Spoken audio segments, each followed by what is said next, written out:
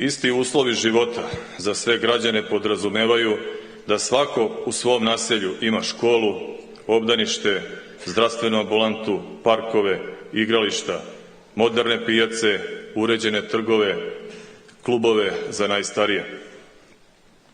Upravo planski ostvarujući taj koncept gradimo u naselju Busije školu, u Altini obdanište, u Ugrinovcima i Batajnici gradit ćemo nove zdravstvene stanice.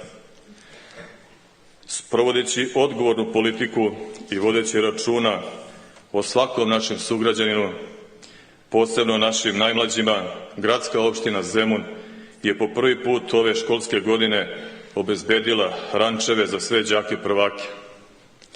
Za blizu 1900 prvaka koji pohađaju 21 osnovnu školu. Naša briga o deci i mladima počinje od početka vaspitno-obrazovnog procesa, obezbeđivanjem najboljih uslova za boravak dece i primenom metoda kroz projekte koje im privlače pažnju. Ponosni smo na činjenicu da tokom celokupnog školovanja pratimo njihov razvoj i nagrađujemo postignute rezultate. Nagradili smo najbolje. Novčane nagrade ove godine dobilo je blizu 500 maturanata, vukovaca i pobednika na takmičenjima, koje smo ove godine dočekali u renoviranom prostoru u Kosovskoj ulici, preko puta opštine.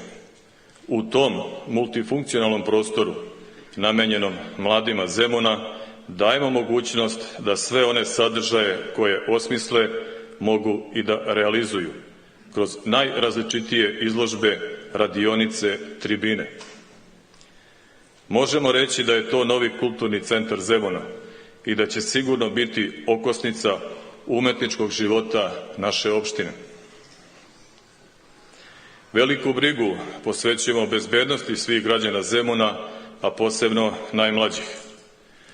Pored dve policijske stanice u Batajnici i Zemun polju, koje su otvorene uz značajnu podršku gradske opštine Zemun, ponosni smo na projekat Bezbedna škola. Kroz najmoderniji sistem video nadzora sa propratnom opremom koji pokriva sve osnovne škole i koji je umrežen u monitoring sistem policijske stanice Zemun, imamo 24-časovni pregled stanja na terenu, što naravno daje mogućnost policijskim službenicima da blagovremeno reaguju. Paralelno sa projektom video nadzora realizujemo projekat prevencije vršnjačkog nasilja.